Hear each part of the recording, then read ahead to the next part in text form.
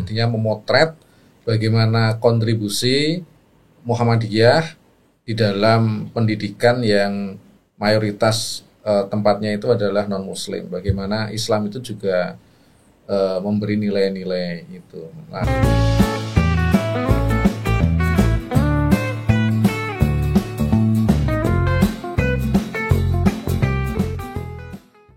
Oke, assalamualaikum warahmatullahi wabarakatuh. Ketemu lagi di Wonder Home Podcast dan kita akan ngobrol kembali dengan lulusan dari S3 Psikologi Pendidikan Islam UMY, Mas Iwan Setiawan. Siap, Prof. Siap. Mas Iwan Setiawan. Gimana kabarnya? Alhamdulillahirabbil alamin. Ini habis dari kampus ini. Dari kampus ya. Menuju ke Prof. Siva. Dekat, jaraknya dekat soalnya. Dekat. Jadi Mas Iwan ini ngajar juga di Universitas Aisyah Yogyakarta. Ya, dosen AIK. Dosen AIK ya. Ya. Dan apa itu namanya? Selain juga ngajar, tapi juga memang kader Muhammadiyah tulen ya. Ya, hidupnya antara menjadi intelektual dan juga aktivis. Jadi aktivis. Jalan yang seringkali tidak bisa ketemu. Berkaitan dengan waktu. Ya, itu ya. Tapi ngomong-ngomong sebentar tentang background dari keluarga Mas Iwan gitu ya. Iya. Mas Iwan ini dari, kalau aslinya memang asli Jogja ya? Ya, saya asli Jogja, Ibu Sleman, selanjutnya Bapak kota Jogja. Ya, Bapak dan Ibu orang biasa, bukan aktivis. Cuma kakek saya itu punya pesantren di Sleman, di Jalan Wonosari, pesantren Ibnul Qayyim. Oh, pesantren Ibnul Qayyim itu. Iya. Kakek itu adalah pendiri. Iya, pendiri pondok pesantren. Kiai siapa namanya? Kiai Hisam Syafi'i, sudah Kiai meninggal Hisam dunia. Syafi'i almarhum ya. Iya. Allahyarham. Ya, dari simbah itu semangat menjadi aktivis mungkin turun. Nah, itu. Kalau dari bapak dan ibu enggak ya, artinya orang tua biasa saja. Tetap anggota Muhammadiyah keduanya, tetapi ya maksimal sampai ranting. Ranting Muhammadiyah dan Aisyah. Tapi yang menginspirasi, mempengaruhi Mas Iwan beraktivitas di Muhammadiyah dari sejak pelajar gitu tuh memang kakek. Ya, selain kakek, yang kedua saya tinggal di Kampung Ngitikan yang hampir semua masjidnya itu tempat untuk mengkader anak-anak muda Muhammadiyah. Saya kenal IPM juga di masjid, jadi anggota pemuda Muhammadiyah juga di masjid tempat kami ini. Sehingga kalau mungkin aktivis ya, saya lahirnya dari masjid lah. Oh, gitu. dari masjid. Bukan dari kampus. Saya kenal teman-teman IMM itu ya hanya kenal aja. Tapi memang kalau saya besarnya dari kampung. Iya. Jadi interaksi dengan teman, mungkin juga obrolan dengan kakek itu yang membentuk Mas Iwan awal mulanya lah gitu. Iya, saya kecilnya tinggal di rumah kakek ya, walaupun nanti akhirnya di rumah kakek. Ketika SD itu dibawa ke Ngitikan ya, tapi kecil saya masih merasakan suasana pesantren gitu. Kalau menurut dari pengalaman Mas Iwan gitu, pelajaran atau teladan apa yang diberikan kakek yang menginspirasi Mas Iwan dalam tahapan intelektual selanjutnya atau aktivisme berikutnya gitu? Ya, keikhlasan beliau sebagai seorang mubalik. Jadi hidup beliau itu memang sebagai mubalik ya. Mubalik ya. Walaupun pekerjaan resmi beliau itu adalah aparat desa, jadinya pegawai kelurahan, Pamong kelurahan, bukan lurah ya, Pamong kelurahan. Tapi memang hampir 24 jam itu hidup beliau itu menjadi seorang mubalik. Benar-benar menjadi mubalik ya. Ya, di sekitar daerah Bantul Sleman ya. Kalau kecamatannya kira-kira Berbah, Piungan, ataupun juga Banguntapan, di beberapa 4-5 kecamatan itu nama simbah saya itu sampai sekarang masih dikenal sebagai mubalik kampung gitu ya. Iya. Ya tidak sekelas kampung lagi kalau bisa mendirikan sebuah pesantren yang mendidik banyak bangsa gitu ya. Nah, oke, setelah katakan nilai keikhlasan ya salah satu yang paling kuat bisa diteladani dari sang kakek gitu. Bagaimana Mas Iwan menerjemahkan itu entah dalam sekolah kah, entah dalam tadi aktivisme di IPM sampai Pemuda Muhammadiyah gitu. Ya, memang pada akhirnya ketika menjadi aktivis itu nggak bisa mendapatkan apa-apa ya, apalagi di Jogja ya nggak punya karir politik dan karirnya itu ada kultural ya, pokoknya apa yang kita miliki, waktu apa yang bisa kita lakukan ya kita gunakan untuk kegiatan keagamaan gitu ya. Walaupun saya bukan seorang mubaligh ya, tapi prinsipnya saya aktif di Muhammadiyah, menggerakkan organisasi, rasa bagian dari dakwah itu. Nah, lalu selanjutnya mungkin berkaitan dengan urusan ma'isyah dan sebagainya kita cari, tetapi memang pada akhirnya antara menjadi seorang aktivis, yang kedua juga mencari hal-hal yang sifatnya ekonomi ya harus bisa sejalan. Ya, 50-50 gitu ya. 50-50 gitu. Nah, terus kemudian dari aktivisme di masa mahasiswa, di masa masih muda gitu, akhirnya memutuskan untuk berkecimpung di dunia kampus gitu. Tahun berapa gabung dengan Unisa itu? Tahun 2012. Cuma memang ya. Sejak kecil itu saya memang ingin menjadi guru ya, Prof. Ini unik ya. Jadi memang ingin menjadi seorang guru ketika kakek saya minta, ayo ada cucunya yang kuliah di IAIN. Akhirnya saya kan daftar di PAI. Memang sejak saya masuk tahun 2000 itu dan menjadi guru ya. Guru Iqra di SD Muhammadiyah Demangan. Selanjutnya ikut pendidikan anak-anak Masjid Syuhada, ngajar di SD Lempung Yang Wangi dan sebagainya. Memang basicnya saya udah suka menjadi seorang pendidik. Ya awalnya jadi guru agama di sekolah SD. Selanjutnya lulus kuliah, lalu kerja dimanapun juga. Ya jadi wira swasta. Selanjutnya baru setelah S2 di UIN juga, baru saya masuk ke Unisa 2012. Oh 2012 ya. Memang kalau jejak sebagai seorang guru pendidik udah lama. Iya, tidak langsung ujuk-ujuk jadi dosen enggak. Karirnya udah lama. Iya, sebagai pendidiknya sudah lama memang. Cuma kalau gini, tuntutan menjadi seorang guru dengan tuntutan menjadi seorang dosen kan agak beda nih. Kalau guru ya memang fokus pada pengajaran pendidikan terutama ya. Kalau dosen kan banyak sekali ya, nggak hanya di kampus ngajar tapi juga meneliti, melakukan pengabdian gitu. Nah, transisi dari seorang guru, dari seorang aktivis menjadi akademisi yang banyak mengerjakan aktivitas akademik itu, gimana cara menyesuaikan dirinya gitu, Mas? Iya, memang pada akhirnya ketika jadi dosen harus tridharma ya, mendidik, penelitian, pengabdian. Kalau penelitian, tetapi secara populer saya sudah sejak kuliah itu cari duit sebagai seorang penulis. Sebagai penulis ya? Ya, pokoknya nulis artikel populer, resensi buku ya, seperti tradisi senior di UIN atau di IAIN ya. Saya udah terbiasa gitu. Memang pada akhirnya ketika masuk kampus lalu menjadi seorang akademisi, artinya ya dosen lah, mendidik, mengabdi, meneliti, itu memang harus kami lakukan. Cuma memang pada akhirnya tadi saya sampaikan antara sebagai seorang aktivis sampai menjadi seorang dosen itu akhirnya waktunya jadi tidak mudah juga. Dari sisi waktunya ya membaginya. Sering pemenuhan berkaitan dengan penelitian itu juga agak kurang, itu kelemahan saya. Agak goyah karena banyak aktivitas lain yang harus dijalani gitu ya. Betul.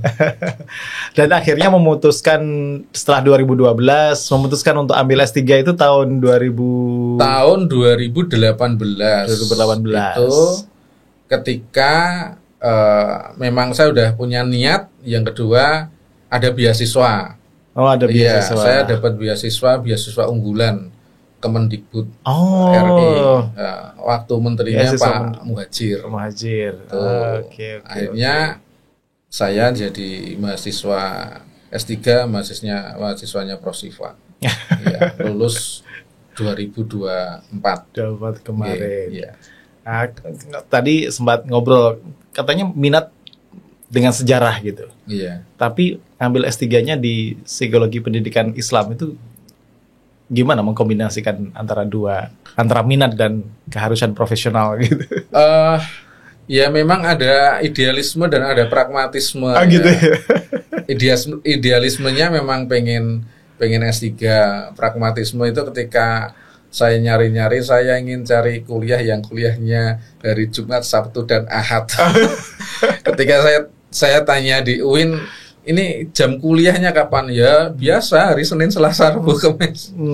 Ya artinya itu. Tapi memang pada harinya ketika ngambil di S3 di UMJ memang sesuai ya, psikologi pendidikan. Artinya saya S2-nya pendidikan Islam, selanjutnya ada tambahan psikologi. Memang yang agak berat itu adalah ketika bukan sejarahnya, ketika tradisi IAIN yang ketika kalau nulis skripsi selanjutnya tesis itu biasa dengan footnote. Selanjutnya biasa dengan tradisi-tradisi mungkin ya jurnal-jurnal ala UIN. Ketika masuk S3 itu dikenalkan dengan Mendeley dan sebagainya. Itu yang buat saya gini ya, beda ini antara anak UIN dengan tradisi di S3 di UMJ.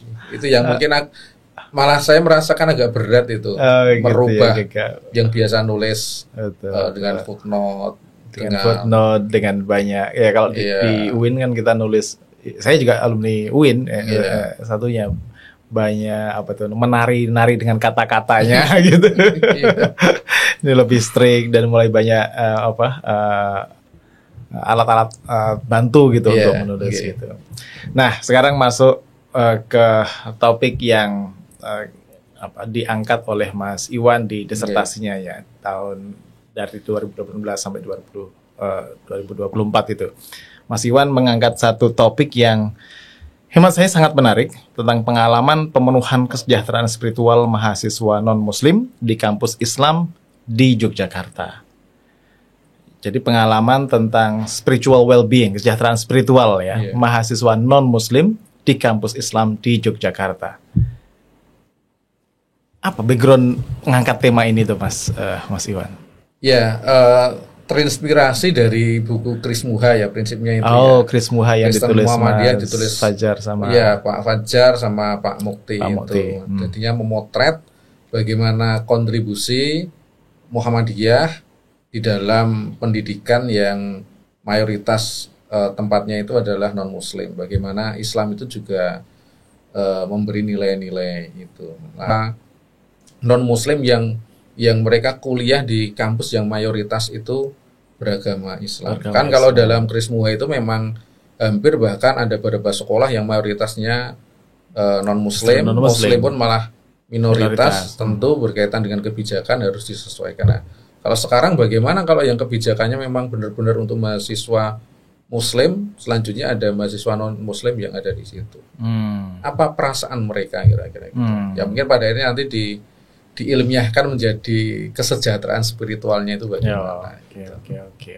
Jadi melanjutkan tadi penelitian tentang Kristen Muhammadiyah di Kalbar, di Papua, yang memang mereka mayoritasnya non-muslim dan di sekolah Islam. Kalau di sini kan mayoritasnya muslim, tapi ada non-muslim sebagai minoritas yang kuliah di kampus-kampus Islam itu.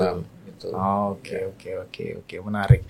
Nah, tapi tadi soal perasaan, soal kesejahteraan spiritual, sebenarnya apa yang ingin dipotret oleh Mas Iwan itu? Apa itu kesejahteraan spiritual itu, dimensinya apa saja yang ada di situ? Ya, secara prinsip kebalikan dari kesejahteraan spiritual itu ya kesejahteraan materi ya. Jadinya artinya kesejahteraan materi itu berkaitan dengan punya duit, bisa makan enak dan sebagainya. Kalau kesejahteraan spiritual itu berkebalikan dari yang material ya, imaterial, lebih berkaitan dengan perasaan, nyaman dan tidak nyaman, suka dan tidak suka, bahagia dan sedih dan sebagainya ke situ. Nah, lalu ini saya ketika kuliah di S3 UMJ, akhirnya kan saya juga harus mencari berkaitan dengan apa sih itu kesejahteraan spiritual ya.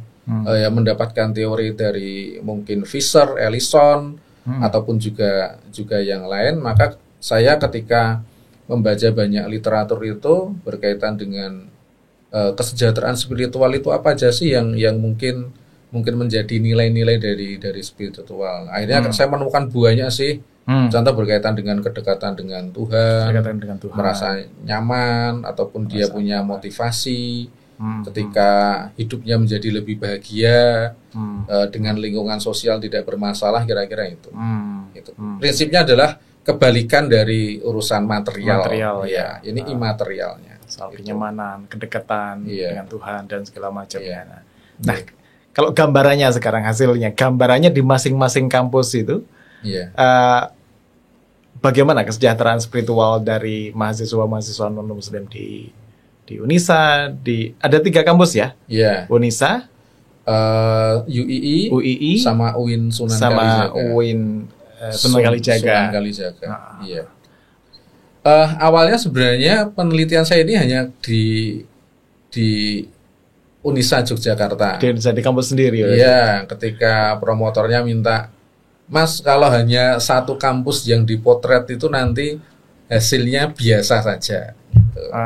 Akhirnya diminta mencari bukan hanya kampus Muhammadiyah. Saya kan menawar ya, bagaimana kalau Unisa, UMY sama UAD, enggak, kampus Islam aja, kampus Islam. Akhirnya itu dapat 3 itu. Akhirnya di situ saya juga mengembangkan selanjutnya melakukan penelitian lapangan dan sebagainya. Hasilnya memang berkaitan dengan kesejahteraan spiritual ini, hampir semua mahasiswa itu merasakan bahwasannya mereka itu mendapatkan kesejahteraan spiritual, dan juga nanti juga ada berkaitan dengan hambatan-hambatan berkaitan dengan kesejahteraan spiritual.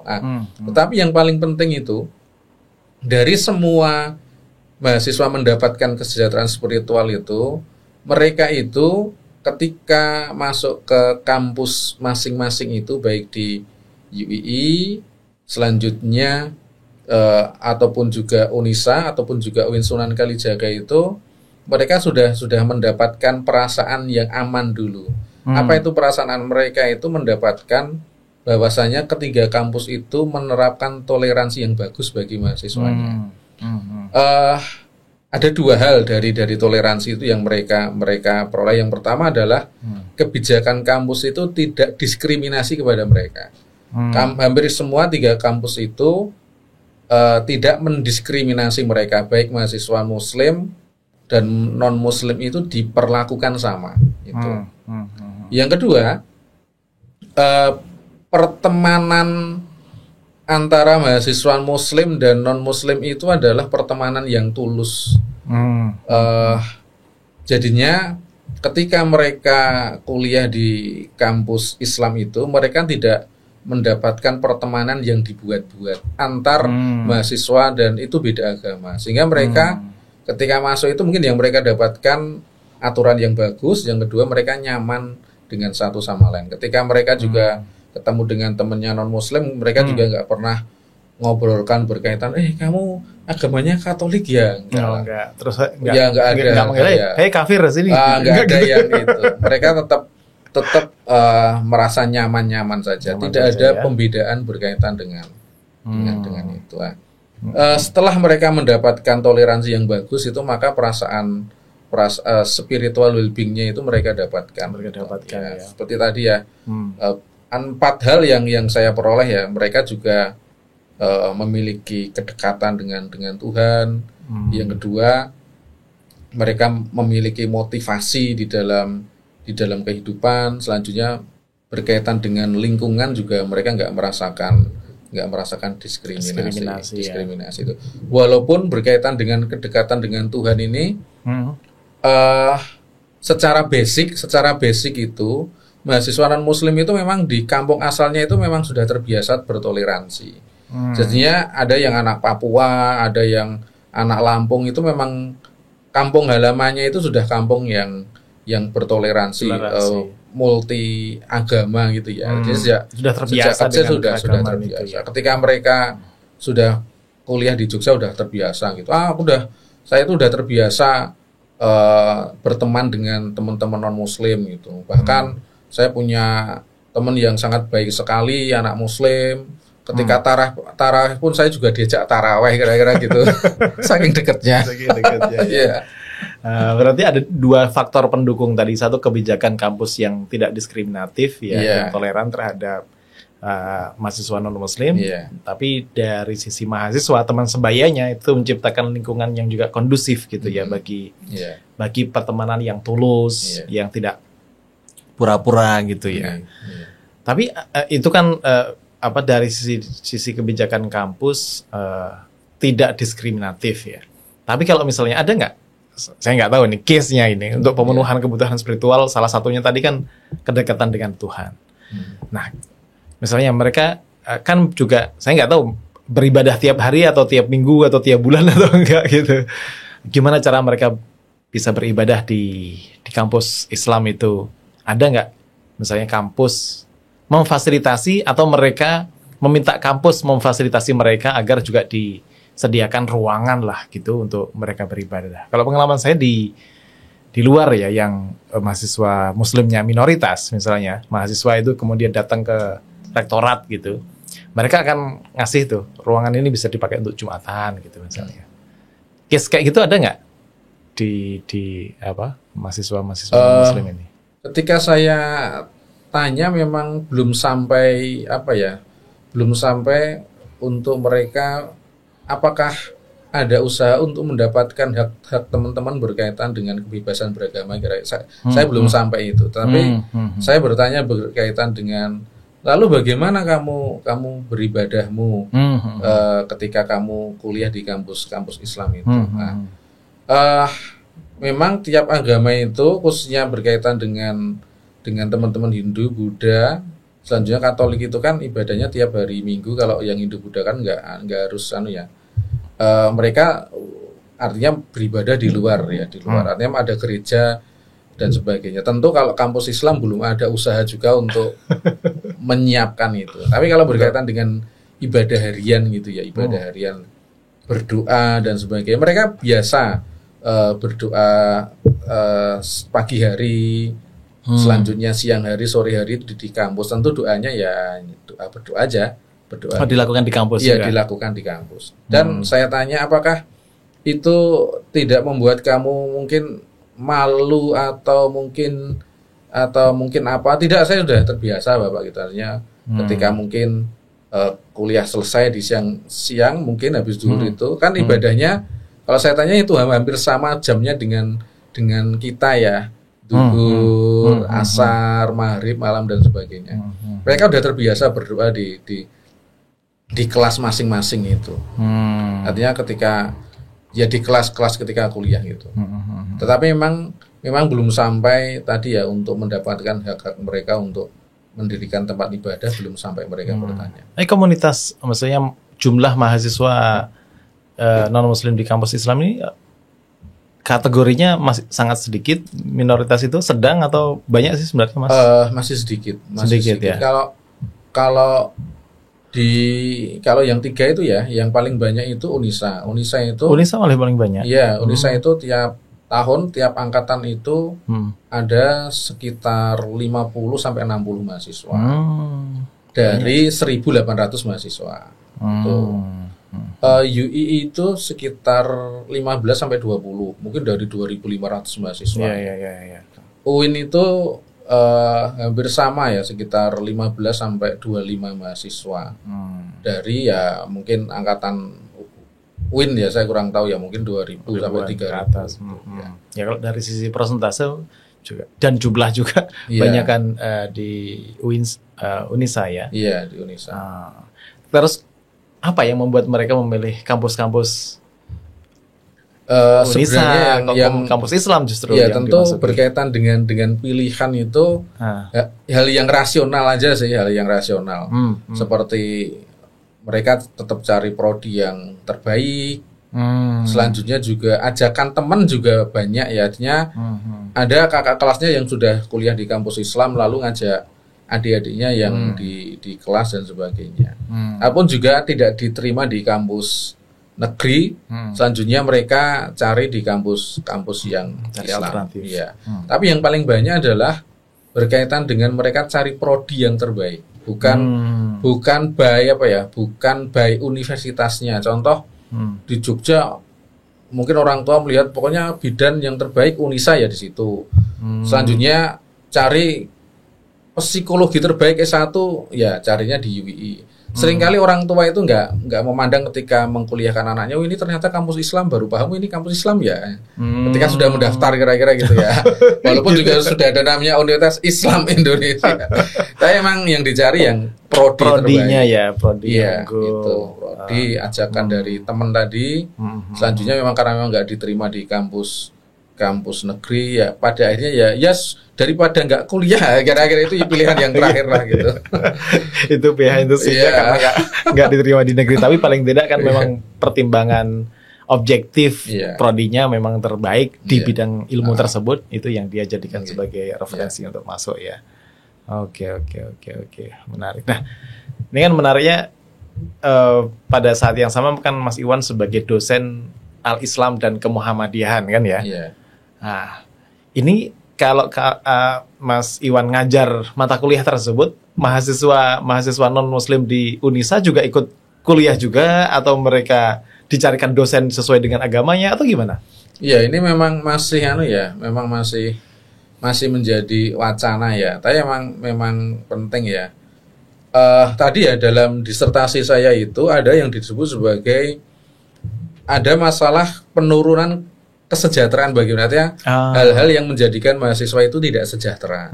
Ada dua. Yang pertama adalah mahasiswa itu mengikuti mata kuliah Al-Islam itu menjadikan mereka tidak sejahtera. Oh gitu ya. Itu harus ya kan wajib, mata kuliah wajib. Yang kedua tadi ya salah satunya jilbab ya. Walaupun mereka nyaman tapi ketika saya tanya-tanya juga saya juga merasa enggak nyaman enggak.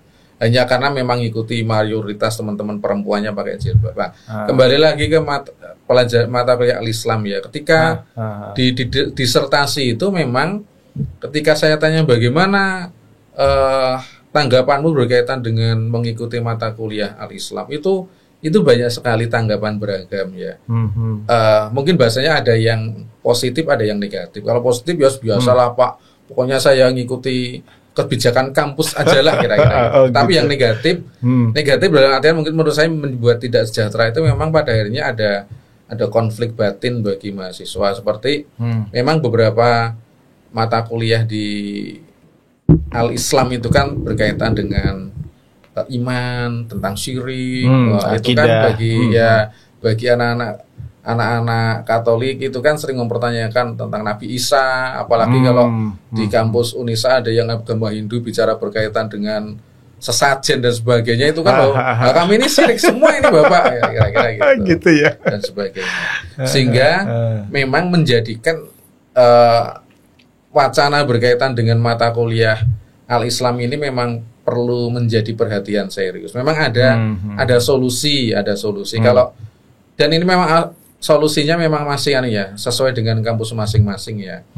Kalau di kami di Unisa itu berkaitan dengan mata kuliah AIK ini, walaupun diikuti oleh semua mahasiswa non Muslim juga wajib ikut itu berkaitan dengan nilai, kami tetap nilainya malah kami semua mahasiswa itu punya hak untuk nilai A gitu. Jadi walaupun mahasiswa non Muslim tetap dia punya hak untuk nilai A gitu. Yang kedua, ketika mata kuliah berkaitan dengan ibadah tidak kami ikutkan, kami ganti dengan penugasan. Contoh kan nggak mungkin juga anak Hindu, Buddha suruh toharoh, sholat dan sebagainya. Tapi lebih nanti ketika mata kuliahnya lebih ke sifatnya yang umum aja dan praktek sosial. Contoh mata kuliah IK di Al-Islam di Unisa kan ada proyek sosial diikutkan, Kemuhammadian juga diikutkan. Tapi kalau yang ibadah tidak diikutkan. Gitu. Nah, memang kami ada wacana mengikuti dikti ya, ada yang namanya Al-Islam multikultural. Jadinya rencananya dikti PP Muhammadiyah kan berkaitan dengan mahasiswa non Muslim kan kalau bisa kelas tersendiri. Nanti ada namanya AIK multikultural dengan mata kuliah seperti kalau nggak salah agama-agama dunia dan sebagainya. Menghilangkan yang ibadah, menghilangkan yang tadi keimanan dan sebagainya. Lebih ke Islam itu rahmatan lil alamin kira-kira sebagai gitu. Sebagai pengetahuan, sebagai sejarahnya, sebagai fakta sosialnya gitu ya. Yang masih kami coba, mungkin tahun ini belum, mungkin ke depan untuk mahasiswa non muslim di Unisa kan sudah cukup satu kelas ya, 40-50 mahasiswa nanti jadi kelas multikultural, multikultural. Kalau ini observasi Mas Iwan, itu kan di Unisa ya. Kalau di UII atau di UIN, mereka punya tantangan kendala yang sama nggak menghadapi mahasiswa non Muslim dalam pengertian mengajarkan atau ada mata kuliah keislaman yang harus diambil gitu? Iya, memang hampir semuanya tadi ya ada hal teknis yang belum selesai. Contoh di UII itu mahasiswa non muslim karena jumlahnya sedikit itu juga harus mengikuti namanya pesantrenisasi. Ikut pesantren. Kira-kira saya nggak ngerti gambarannya gimana, tapi prinsipnya ikut pesantren. Tentu juga mereka punya kebijakan toleransi, tapi tetap pesantrenisasi itu tetap harus ikut.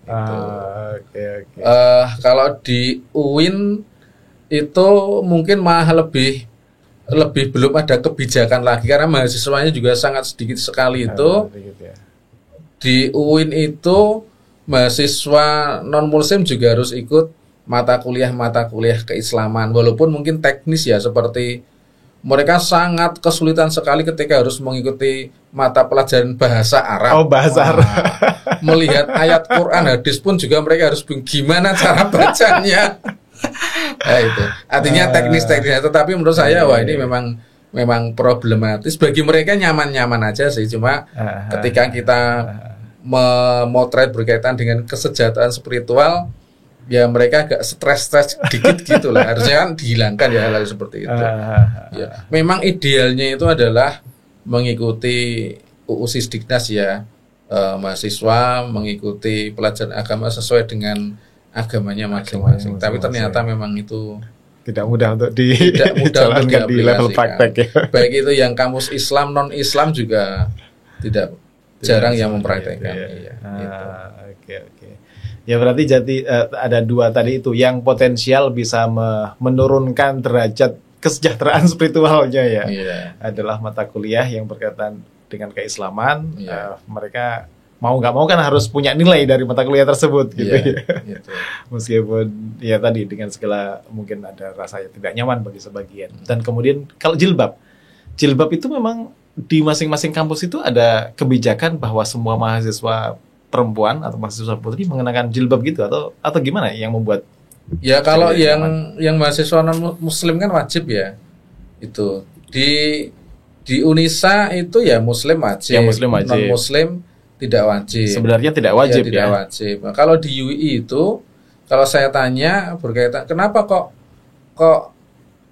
kamu pakai jilbab kira-kira gitu ya. Yang saya tanya ke mahasiswa non muslim. Ke mahasiswanya. Ya saya ngikuti yang lain aja Pak gitu. Loh, apakah ada kebijakan berkaitan dengan semua mahasiswa wajib berjilbab baik muslim dan non muslim? Tidak ada. Sebenarnya hanya untuk muslim aja. Non muslim itu tidak ada kewajiban untuk pakai jilbab. Tetapi dalam kenyataan karena memang mahasiswanya belum banyak, sepertinya kampus ya malah nggak kepikiran berkaitan untuk dengan mengatur soal itu ya. Jadi, kalau yang UIN tidak pakai jilbab nggak apa-apa. Dan memang ketemu Mas Iwan dengan informan yang non Muslim bisa tidak pakai jilbab gitu. Ya bisa, bahkan kalau yang UIN itu malah pakai baju biarawati kuliahnya. Pakai biarawati ya, pakai jilbabnya biarawati. Itu ada yang nggak jilbab, ada yang ketemu biarawati yang memang pakai baju itu. Kalau yang UIN itu memang unik ya, ketika dia akan menanggalkan baju biarawatinya malah tidak boleh sama kampus. Wah udah pakai itu aja. Bahasanya kami toleran kira-kira, tapi memang diaplikasikan betul. Ke kampus juga pakai baju biarawati. Dipakai seperti biasa.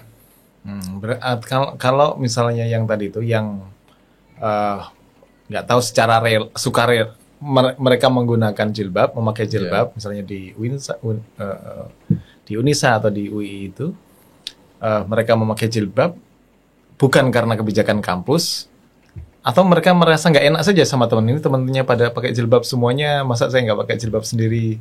Ada Itu pressure juga. kayak gitu juga nggak? Kira-kira itu? Kalau pressure enggak, tapi Enggak ya? tapi mungkin bagi mereka keyakinan mereka pakai jilbab juga nggak apa-apa gitu ya.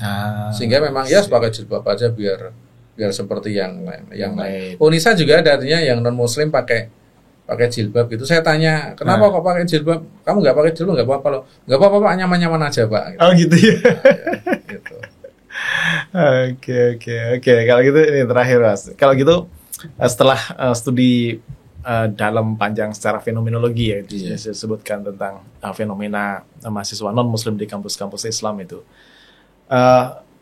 melihat tadi itu ada faktor-faktor yang mendukung ya bagi pemenuhan kesejahteraan spiritual mahasiswa dari sisi kebijakan, dari pertemanan yang membuat nyaman, tapi ada juga yang potensial bisa mengurangi derajat level dari kesejahteraan spiritual yang tadi disebutkan sebagai apa itu namanya mata kuliah keislaman dan jilbab itu. Kalau saran atau rekomendasi ke depan seharusnya bagaimana kampus-kampus Islam itu beradaptasi dengan mungkin akan makin banyaknya komunitas atau mahasiswa non Muslim yang ada di kampusnya. Ya.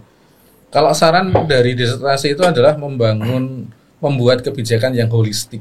Kebijakan yang holistik itu kebijakan yang menyeluruh, bahwasanya ketika kampus itu membuat kebijakan itu tidak membuat kesejahteraan mahasiswa yang non Muslim yang jumlahnya tidak banyak itu menurun itu, sehingga memang kebijakan itu yang paling penting ya.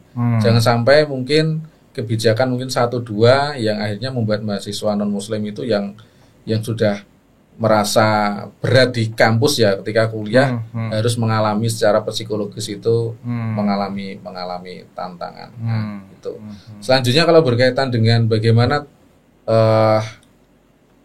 untuk tidak mengurangi kesejahteraan spiritual tadi ya, untuk yang menurunkan berkaitan dengan jilbab, yang kedua berkaitan dengan mata kuliah al-Islam, memang solusinya adalah berkaitan dengan jilbab harus ada sosialisasi. Bahwasanya mahasiswa non Muslim itu dibolehkan untuk nggak pakai jilbab. Saya rasa sosialisasi yang belum ya. Itu.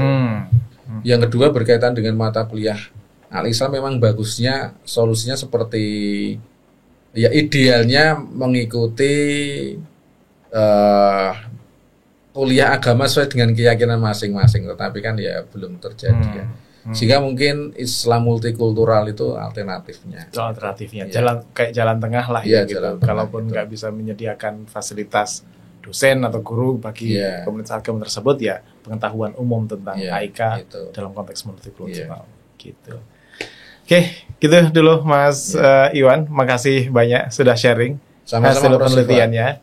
Makin sukses dengan aktivitas sebagai akademisinya di Unisa dan juga masih di lapangan juga sering saya lihat di mana-mana gitu. Terakhir saya lihat ini Mas, soal fenomena perdagangan miras di Sleman itu. Ada komentar Mas Iwan di situ kalau nggak salah. Kumparan apa-apa ya yang bikin itu? Iya, itu. Memang problematis. Ya mungkin sedikit ya ini. Ini hanya ingin menegakkan yang hak dan yang batil. Kalau di dalam Islam gitu ya. Mungkin kalau agak keras mungkin kan amar ma'ruf nahi mungkar. Nah, ini hanya menegakkan hak dan batil. Ini yang hak, ini yang batil. Karena ada fenomena ini, toko miras yang makin banyak itu menggunakan promosinya itu sangat-sangat Islami sekali, Prof. Kayak gimana itu? Iya, bahkan ada toko miras itu yang ketika mereka jualan itu untuk promosinya mereka melaksanakan program Jumat Berkah. Nah, tiap hari Jumat itu ngasih makanan ke tetangga sekitar. Selanjutnya ada yang bahkan di Bantul itu mengadakan senam bersama. Habis itu nanti minum teh, bukan minuman keras ya. Itu kan sangat Jumat Berkah sekali. Bahkan ada outlet itu yang sangat Islami sekali. Mereka buat poster di online itu setiap hari Jumat outlet kami itu dari jam 11.30 sampai jam 12.30 itu tutup Nah, dan seluruh karyawan itu melaksanakan sholat Jumat. Nah, itu kan sangat Islami sekali, bahkan toko berjejaring aja enggak. Ya, kami hanya menegakkan nanti ya hak dan batil ini. Toko miras itu sudah banyak, jelas yang namanya miras itu haram, jangan sampai dicampur adukan. Gitu. Merasa melihat wah kalau sudah Jumat berkah itu nanti tokonya jadi masuk MUI itu halal, dapat sertifikat halal gitu ya. Kira-kira itu. Gitu ya. Jumlahnya memang banyak ya. 2 tahun terakhir. Berarti misalnya ngasih Jumat berkah tadi itu, tapi dengan brand miras, brand apanya? Ya tokonya miras, toko miras. Ya, toko miras itu senamnya di depan toko miras itu. Kan namanya outlet titik-titik, bukan toko lalu ada gendulnya kan enggak. Gitu ya. Iya. Masyaallah. Ya mudah-mudahan lah nggak tercampur yang hak dengan yang batil itu, dan mereka yang punya kewenangan gitu ya bisa membatasi agar itu tidak menyebar masa promosi. Kan itu kan memang terbatas secara usia, secara penjualan gitu, tidak untuk khalayak kan harusnya. Aturannya sudah sangat jelas. Hanya di hotel, tempat hiburan. Nggak boleh buka di kampung-kampung. Di kampung-kampung. Ya, mudah-mudahan juga generasi kita terselamatkan dari hal-hal yang semacam itu. Miras, narkoba juga di mana-mana sekarang memprihatinkan. Oke deh, nanti kapan-kapan bisa ngobrol soal itu, Mas Iwan. Makasih banyak, mudah-mudahan bermanfaat. Dan ya, fenomena mahasiswa non-muslim di kampus Islam yang kita bahas ini sangat menarik. Dan tadi terbukti ya dari penelitian Mas Iwan bahwa keberadaan mereka, aktivitas mereka di kampus-kampus Islam di Yogyakarta ini tidak mengurangi kesejahteraan spiritualnya ya, bahwa ada toleransi di situ, tidak ada diskriminasi di situ, ada potensial sana sini yang membatasi, tapi itu masih bisa di batas toleransi, batas yang bisa ditangani lah kira-kira gitu. Baik, mudah-mudahan bermanfaat. Sampai ketemu lagi. Assalamualaikum warahmatullahi wabarakatuh. Waalaikumsalam warahmatullahi wabarakatuh.